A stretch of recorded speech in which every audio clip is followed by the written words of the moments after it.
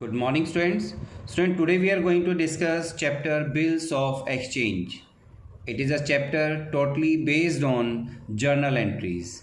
So, first of all, question rise: what do you mean by Bills of Exchange? Bills of Exchange क्या है?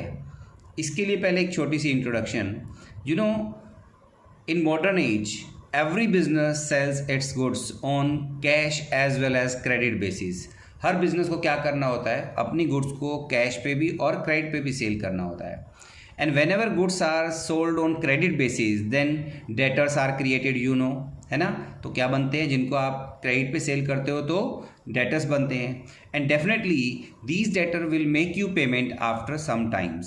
सो in such a situation normally seller want this amount which has been sold on credit basis, means जो goods आपने credit पे बेची हैं, है ना, इसके लिए सेलर क्या करता है, राइटिंग में चाहता है, एक अंडरटेकिंग चाहता है अपने डेटर से कि यस ही और she will make payment after a specified period. Got it. और दूसरा एक और बेनिफिट भी होता है इस बिल्स ऑफ एक्सचेंज का. यू नो, गुड्स तो क्रेडिट पे सेल करनी होती हैं हमें, ठीक है. गुड्स क्रेडिट पे सेल करेंगे तो डेफिनेटली हमारी सेल प्रमोट होगी, है ना. But if you want amount in cash then we can use this bills of exchange as an instrument which can be converted into cash from bank. हम लोग bank से discount भी करा सकते हैं क्योंकि डेटर को आपने सेल किया. अब डेफिनेटली डेटर आपको 2 और 3 मंथ्स के बाद सपोज आपको पैसा देगा, बट आप चाहते हो मेरी सेल भी इंक्रीज हो जाए, चाहे क्रेडिट पे मैं सेल कर दूं और बदले में उस बिल के अगेंस्ट मैं क्या करूं, बैंक से पैसे भी ले लूं. तो ये हमारे पास एक फैसिलिटी होती है कि जिसमें हम क्या करते हैं, अपने बिल को बैंक के सामने प्रोड्यूस करते हैं और बैंक क्या करता है, उसके अगेंस्ट हमें कुछ मनी दे देता है. सो इन दिस वे हमारा गुड्स भी सेल हो गया और हमें मनी भी बैंक से मिल गई. सो इस चैप्टर की अगर हम डेफिनेशन लें तो this chapter basically bills of exchange is dealt under negotiable instrument act 1881. ठीक है जी. और इसी नेगोशिएबल इंस्ट्रूमेंट एक्ट के अंदर डेफिनेशन दे रखी है बिल्स ऑफ एक्सचेंज की. अ bills of exchange is an instrument in writing an unconditional order signed by the maker directing to pay a certain sum of money only to or to the bearer of certain person or to the bearer of instrument. ठीक है, ये definition क्या हुई आपकी. Bills of exchange एक ऐसा instrument है, this is negotiable instrument. Negotiable instrument means which can be transferred from one two another. आप दूसरे को भी सेंड कर सकते हो, मतलब एंडोर्स कर सकते हो. आगे हम डिस्कस करेंगे. एन अनकंडीशनल ऑर्डर, और definitely this instrument is based on, not based on condition, any condition, मतलब कोई कंडीशन पर बेस्ड नहीं होगा. This is unconditional order signed by the maker. अब मेकर कौन होगा, जो सेलर होगा, नॉर्मली नोन एज ड्रोवर. ठीक है जी. And directing to pay a certain sum of money only to. अब वो उसके अंदर डायरेक्ट करेगा कि yes pay a sum of rupees to me और to the order of certain person, या जिसको मैं कहूं उसके कहने पर किसी और को, to the bearer of the instrument, या फिर जिसके पास भी ये इंस्ट्रूमेंट होगा, बिल्स ऑफ एक्सचेंज होगा, उसे पेमेंट करनी होगी. ठीक है जी. सो ये बिल्स ऑफ एक्सचेंज की डेफिनेशन है. अब हम अगर न्यूमेरिकल पोर्शन की तरफ बेटे इसके चलें तो बेसिकली पार्टीज की हम बात करते हैं. Parties to bills of exchange. Bills of exchange में बेसिकली 3 पार्टीज हैं जो हमारी यूज होती हैं. First one is drawer. First party is drawer. Now question raise, who is drawer? Drawer means who sells the goods. Who sells the goods, जो goods को sale करता है. किस पे कह सकते हो, ऑन क्रेडिट, जिसने क्रेडिट पे सेल किया. It means you can say seller. Okay, जिसने सेल किया है उसे आप क्रेडिटर्स भी बोल सकते हो. जिसने बेचा है means shopkeeper. He is the drawer of bill. Normally bill को ड्रॉ ये करता है. ठीक है जी. और जो सेकंड पर्सन होता है कौन, ड्रोई जिसे हम बोलते हैं. नेक्स्ट कौन हो गया, ड्रोई. अब मैं इसे ड्रोअर की अगर मैं बात करूं तो who sells the goods on credit, और मैं कह सकता हूं कि हु राइट्स द बिल, जो बिल को लिखता भी है बेसिकली. इसे ड्रोअर क्यों बोला, because he is the drawer of bill, means draw करता है बिल को ये. And second party is drawee. Drawee कौन हुआ, हु बाइज द गुड्स. जो गुड्स को क्या करता है, परचेज करता है, who buys the goods. It means कौन हो गया ये आपका कस्टमर। इसे आप डेटर्स भी कह सकते हो, इसे आप परचेजर भी कह सकते हो, ठीक है जी। तो ये हो गया आपका कौन, ड्रॉई। और इसको मैं दूसरी तरह से कहूँ तो who accept the bill, who accept the bill. Normally bill को लिखता ये है ड्रॉअर मीन सेलर, और जो ड्रॉई है वो बिल को एक्सेप्ट करता है, ठीक है जी। और एक थर्ड है दैट इज पेई, थर्ड पार्टी इज पेई। पेई कौन है, who finally receives the amount of bill. मतलब फाइनली बिल का जो अमाउंट जिसे मिलता है, ही इज नोन एज पेई, वो पेई होता है। In most of cases drawer himself becomes पेई, क्योंकि ड्रॉअर को ही अगर पैसा मिलता है तो ड्रॉअर ही क्या बन जाता है, ड्रॉअर ही पेई होता है। तो समझ गए, ड्रॉअर कौन है, seller, and who draws the bill, जो बेसिकली बिल को लिखता है, ठीक है जी। ये रहा हु राइट्स द बिल या ड्रॉज द बिल, ठीक, मीन सेलर।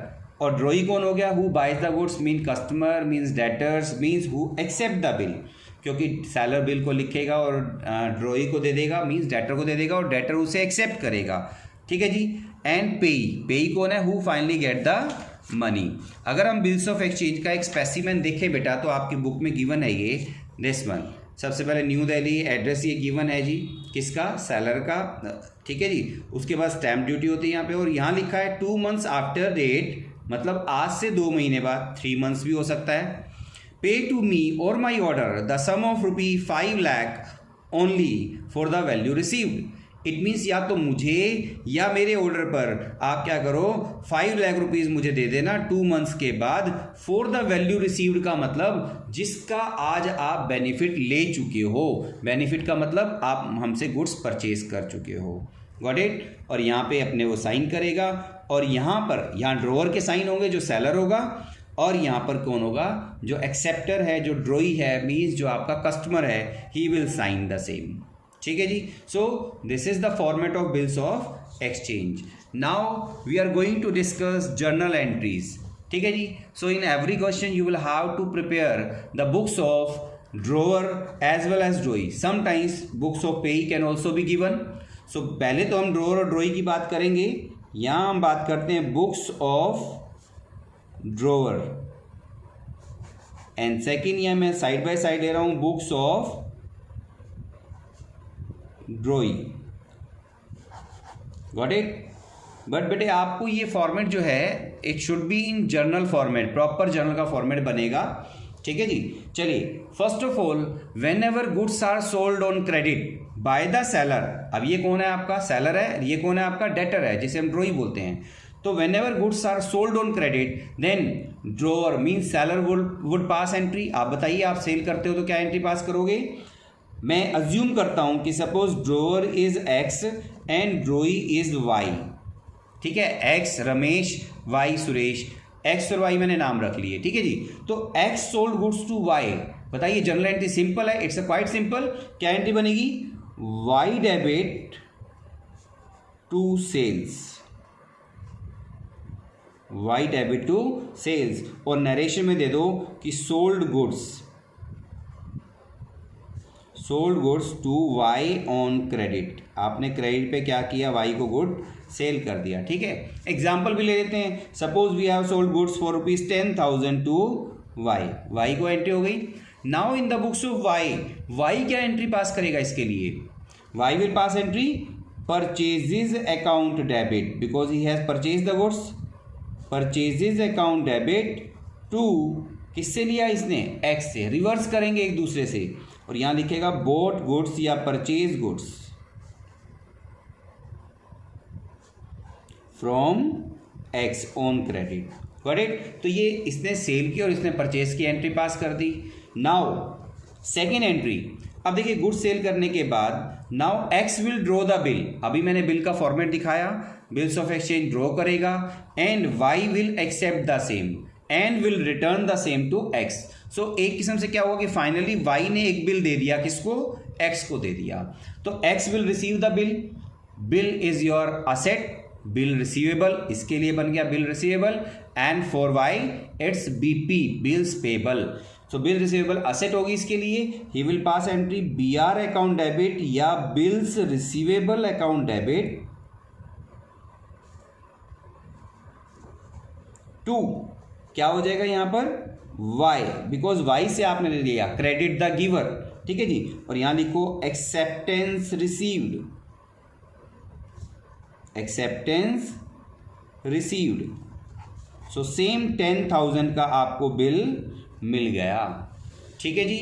अब y क्या अपनी बुक्स पे एंट्री पास करेगा, because y has given bill to x, तो y क्या करेगा, x इज द रिसीवर, तो x डेबिट, बिकॉज y की बुक में तो x क्या हो गया, रिसीवर है, तो x is debit, debit the receiver, and to he will pass bills payable, इसे क्या लिखेगा वो, बिल्स पेबल अकाउंट, और यहां लिखेगा एक्सेप्टेंस गिवन, गॉट इट, कितने का, 10,000 का।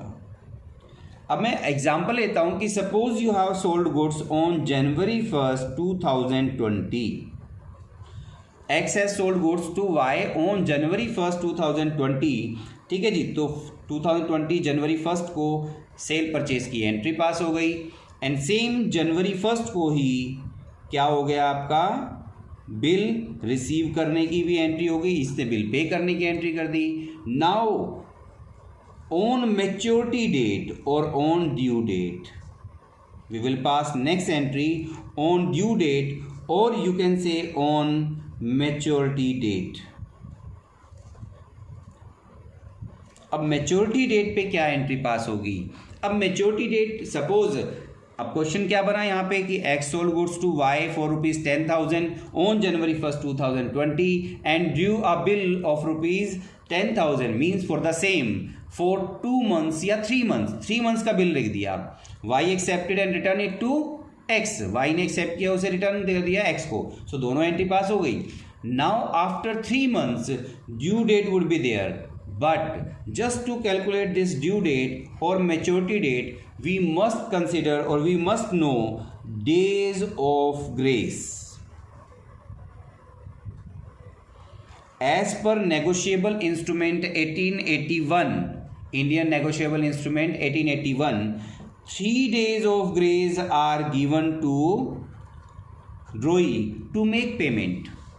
समझे मेरी बात, डेज ऑफ ग्रेस का मतलब होता है मर्सी पीरियड, हम उसको एक एक्सटेंशन, जस्ट एक पेमेंट अरेंज करने का टाइम दे रहे हैं, days of grace that is 3 days, तो we give 3 days time to drawee to make payment.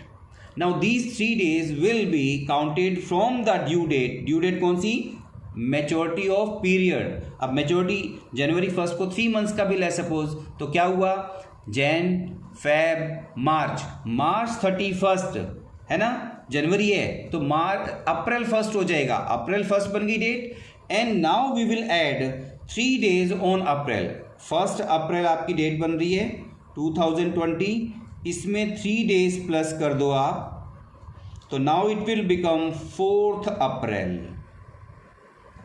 2020। So clear आपको, ड्यू डेट आपने कैसे निकालनी है, आपने जिस टाइम पे आपने ये बिल ड्यू किया, जिस डेट पे, वहाँ से जितने पीरियड का किया उतना पीरियड काउंट करो, 3 months है, 2 months है, 4 months है, 90 days है, 60 days है, 55 days है, तो वो टाइम पीरियड काउंट करो, और उस टाइम पीरियड में 3 days आपने क्या करने हैं, ऐड कर देने हैं ग्रेस के। So now the due date would become 4th April, April 4 2020, तो ये एंट्री बन जाएगी। अब इसको कैश मिलेगा, इसको एक्स को कैश या पेमेंट अगर चेक से या बैंक से मिलती है तो बैंक अकाउंट डेबिट टू, क्या करेगा ये, बी आर, बिल रिसीवेबल, ठीक है जी, और यहाँ लिखोगे bill met on maturity, bill met on maturity, maturity पे बिल क्या हो गया, मेट हो गया, clear, he receive the payment, कितने की, वही 10,000 की पेमेंट मिल जाएगी इसे।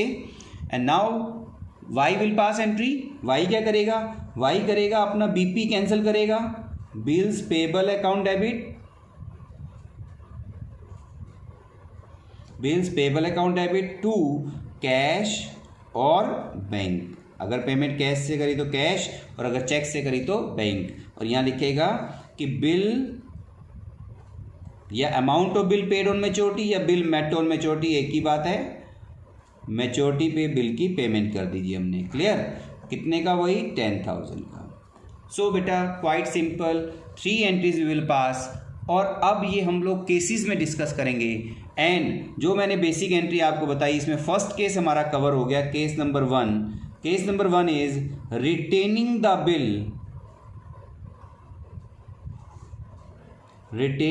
Bill till due date. This is your case number 1 कि retaining the bill till due date means क्या हुआ कि एक्स ने बिल ड्यू किया, वाई ने उसको बिल दिया और एक्स ने इसी बिल को रिटेन किया ड्यू डेट तक अपने पास रखा और ड्यू डेट पे इसको पेमेंट मिल गई। This is the first case, retaining the bill till due date.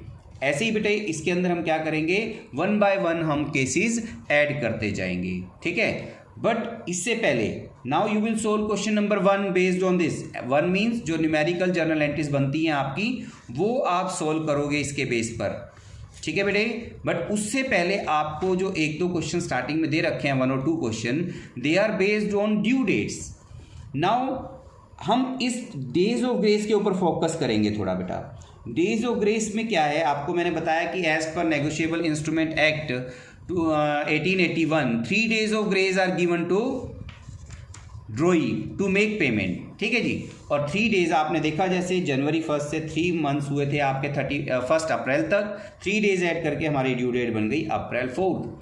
But while calculating this 4 April means this due date maturity date means जब आप 3 दिन ऐड करोगे तो you must consider the day. Basically क्या है, if on 4 April there is any public holiday, आपने 1 अप्रैल में 3 days add किए और 3 days ऐड करने के बाद वो जो डेट आ रही है, वो जो डे आ रहा है, that has been declared as public holiday, then 1 day before will be considered as due date. Got it बच्चे? क्या बताया मैंने आपको?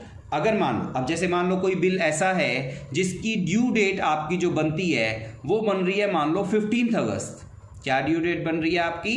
15 अगस्त। तो 1 day बिफोर, मतलब आपने बिल की ड्यू डेट देखी 12 अगस्त आ रही है।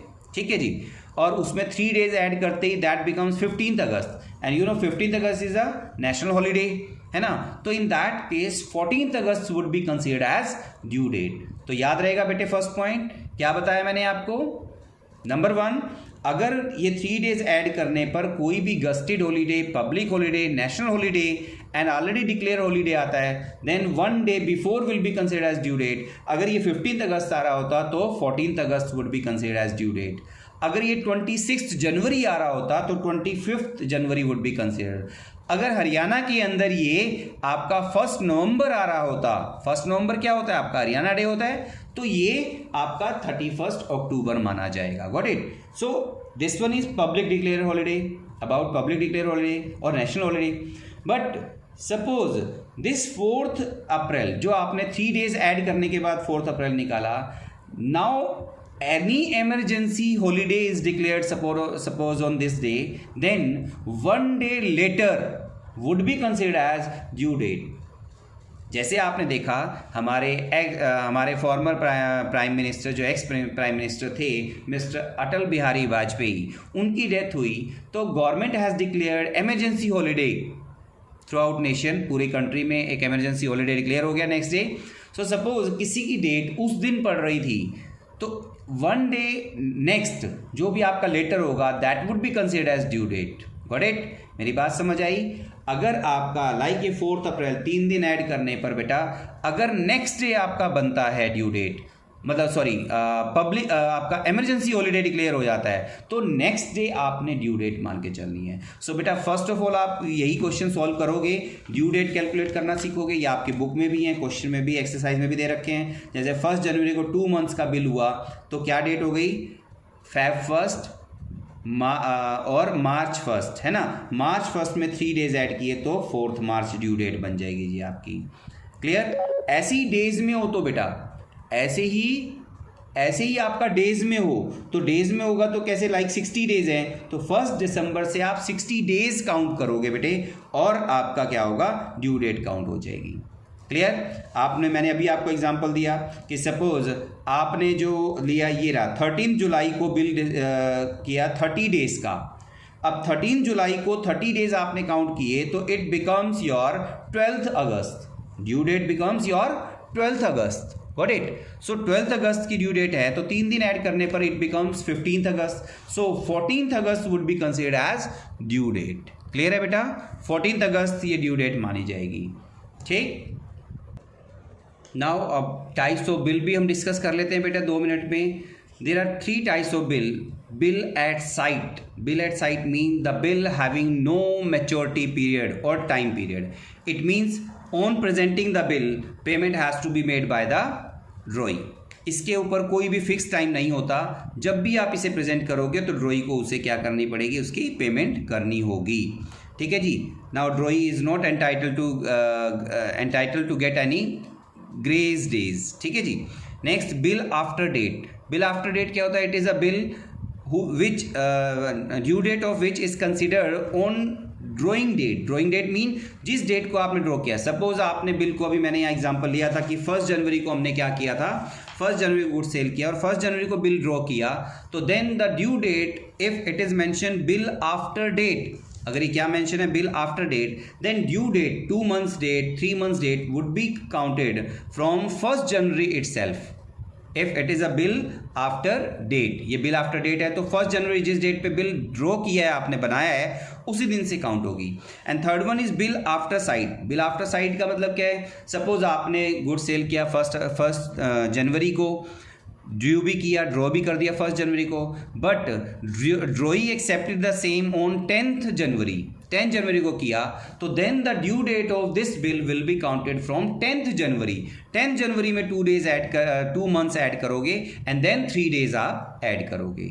Okay, so these are the different types of bill. Bill at sight having no time period, bill after date, जिस डेट पे आपने ड्रॉ किया वहाँ से उसकी काउंटिंग होगी, ड्यू डेट काउंट होगी, और बिल आफ्टर साइट जब बिल एक्सेप्ट हुआ उस डेट से काउंट होगी। ठीक है बेटा?